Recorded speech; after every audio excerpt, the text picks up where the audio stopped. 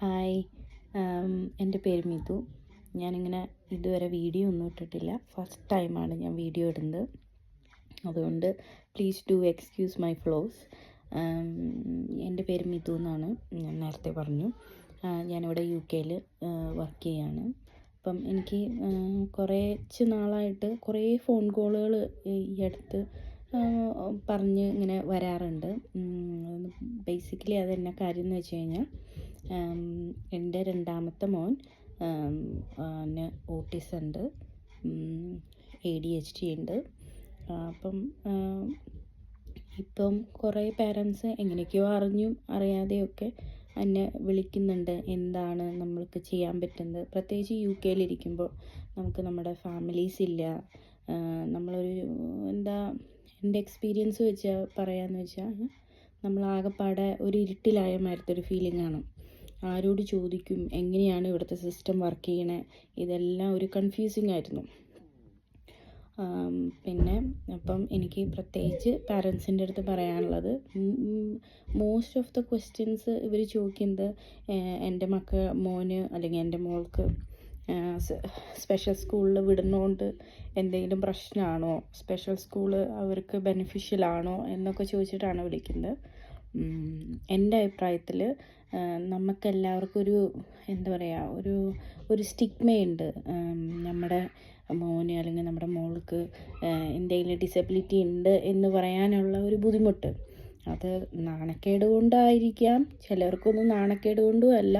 ഇപ്പം എന്നെ സംബന്ധിച്ചിടത്തോളം എനിക്ക് ഭയങ്കര ബുദ്ധിമുട്ടായിരുന്നു മറ്റുള്ളവരോട് അത് തുറന്ന് പറയാത്തത് എന്തുകൊണ്ടാണെന്ന് വെച്ച് കഴിഞ്ഞാൽ, വൺസ് നമ്മളത് ആരോടെങ്കിലും പറഞ്ഞു കഴിഞ്ഞാൽ പിന്നെ അവനെ ആ കണ്ണിൽ കൂടെ എല്ലാവരും നോക്കും എന്നുള്ളൊരു ടെൻഷൻ കൊണ്ടാണ് ഞാനത് പറയാണ്ടിരുന്നിരുന്നത്.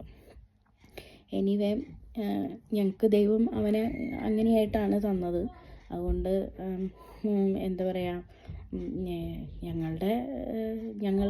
ഞങ്ങളെ കൊണ്ടാവുന്ന വിധത്തിൽ ഞങ്ങളവനെ എല്ലാ മേഖലയിലും സപ്പോർട്ട് ചെയ്യും.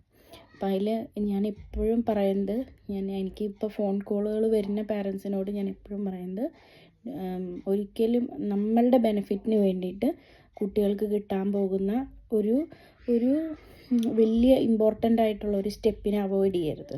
കാരണം മറ്റുള്ളവരറിയോ, പ്രത്യേകിച്ച് നമ്മൾ മലയാളികളിൽ അങ്ങനെ ഒരു ചിന്ത നമുക്ക് എല്ലാവർക്കും ഉണ്ട്.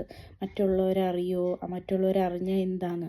ഇവിടുത്തെ UK സ്പെഷ്യൽ സ്കൂൾ എന്ന് പറയണത് ബേസിക്കലി ഓട്ടിസം മാത്രമല്ല, എല്ലാ കൈൻഡ് ഓഫ് നീഡ്സ് ഉള്ള പിള്ളേരും ആ സ്കൂളിൽ തന്നെയാണ്.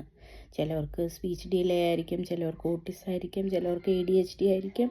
അതുകൊണ്ട് എല്ലാ ടൈപ്പ് ഓഫ് ഡിസബിലിറ്റി ഉള്ള കുട്ടികളും ഇവിടുത്തെ സ്പെഷ്യൽ സ്കൂളിലുണ്ട്. സോ സ്പെഷ്യൽ സ്കൂളിൽ പോകുക എന്ന് പറയുന്നത് അത്ര ഭയങ്കര സംഭവമൊന്നുമല്ല. കുട്ടികൾ സ്പെഷ്യൽ സ്കൂളിൽ കപ്പിൾ ഓഫ് ഇയേഴ്സ് പോവും, ചിലപ്പോൾ 1 വർഷം 2 വർഷം പോവും. വിത്ത് നല്ല ഇൻറ്റൻസ് തെറാപ്പി കൊണ്ടും ട്രീറ്റ്മെൻറ്റ് കൊണ്ടും അവർ മെയിൻ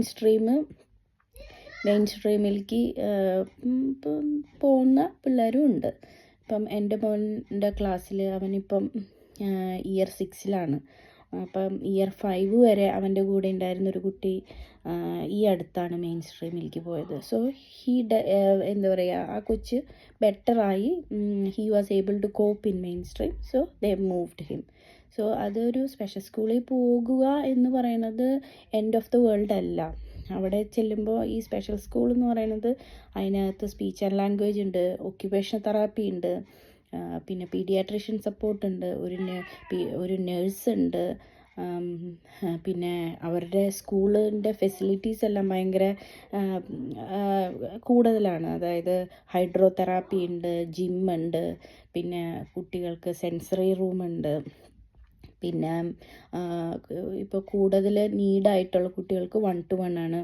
പിന്നെ മോസ്റ്റ് ഓഫ് ദ സ്പെഷ്യൽ സ്കൂളിൽ ഒരു 10 പിള്ളേരോ 8 പേരോ അങ്ങനെ ഒരു ക്ലാസ്സിലുണ്ടാവുള്ളൂ.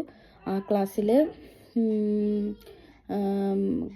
ഒരു ടീച്ചറും 3-4 ടീച്ചിങ് അസിസ്റ്റൻറ്റുമാരുണ്ടാവും. അപ്പം ഒരു 1:2 റേഷ്യോ അല്ലെങ്കിൽ 1:1 റേഷ്യോയിലൊക്കെയാണ് ചില ക്ലാസ് റൂംസ് വരുന്നത്. പിന്നെ ഇവർ മിക്സ് ചെയ്യുമ്പോൾ ഒരു കോമ്പിനേഷൻ ആയിരിക്കും. ക്വൈറ്റ് വെൽ കേപ്പബിളായ ഒരു കൊച്ചിൻ്റെ കൂട്ടത്തിലായിരിക്കും കുറച്ച് ഇപ്പോൾ കേപ്പബിലിറ്റി ഇച്ചിരി കുറഞ്ഞ കുട്ടികളുണ്ട്. അതുകൊണ്ട് എല്ലാവരും ഒരേ ഉള്ളൊരു അങ്ങനെയല്ല, ഇവർ മിക്സ് ചെയ്തിട്ടാണ് ക്ലാസ് അറേഞ്ച് ചെയ്യുന്നത്. സോ എല്ലാവർക്കും ഈക്വലി ഡെവലപ്പ് ചെയ്യാനുള്ള ഓപ്പർച്യൂണിറ്റി അവിടെയുണ്ട്. സോ ഇതൊരു ഇമ്പോർട്ടൻ്റ് ആയിട്ടുള്ളൊരു ആസ്പെക്റ്റാണ്. സോ നമ്മളുടെ സ്കൂള് മെയിൻ സ്ട്രീം അങ്ങനെ ഒരു ഓപ്പർച്യൂണിറ്റി നമുക്ക് തന്നു കഴിഞ്ഞാൽ പ്ലീസ്, ഞാൻ എല്ലാ പേരൻസിനോടും പറയും, നമ്മളുടെ ബെനിഫിറ്റിന് വേണ്ടി, അല്ലെങ്കിൽ നമ്മളുടെ നാണക്കേട്, അല്ലെങ്കിൽ നമ്മുടെ ഒരു എന്താ പറയുക സെൽഫിഷ്നെസ്സിന് വേണ്ടിയിട്ട് കുട്ടികളെ ഒരിക്കലും സഫർ ചെയ്യിക്കരുത്.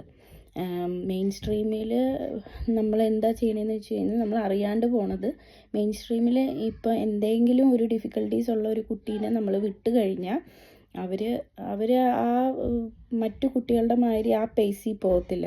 26-30 പിള്ളേർ ഒരു ക്ലാസ്സിലുണ്ടാവും, ഒരു ടീച്ചറും ഒരു ടി എ അല്ലെങ്കിൽ 2 ടി എ ഉണ്ടാവുന്നത്. അപ്പം ഈ കുട്ടീനെ പ്രത്യേകിച്ച് മോട്ടിവേഷനൊന്നും ഇല്ലാണ്ട് അങ്ങനെ അങ്ങ് പോവും.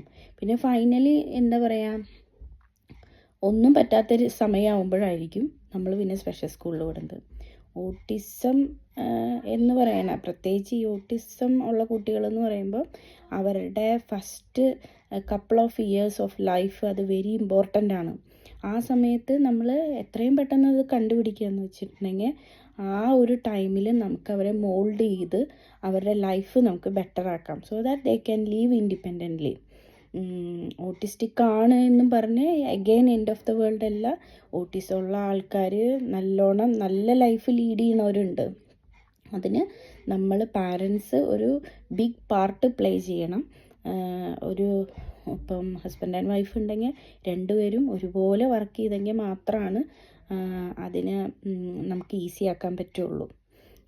പിന്നെ ഇനി കുറച്ചും കൂടി ഡീറ്റെയിൽസ് ഞാനിനി അടുത്ത വീഡിയോയിലിടാം. ഇത് മസ്റ്റായിട്ടും എന്തെങ്കിലും ഡിഫിക്കൽട്ടീസ് നിങ്ങളുടെ കുട്ടികൾക്ക് ഉണ്ട് എന്ന് തോന്നുന്നുണ്ടെങ്കിൽ നിങ്ങൾ മസ്റ്റായിട്ടും ഈ വീഡിയോ കാണണം, കേൾക്കണം. Thank you.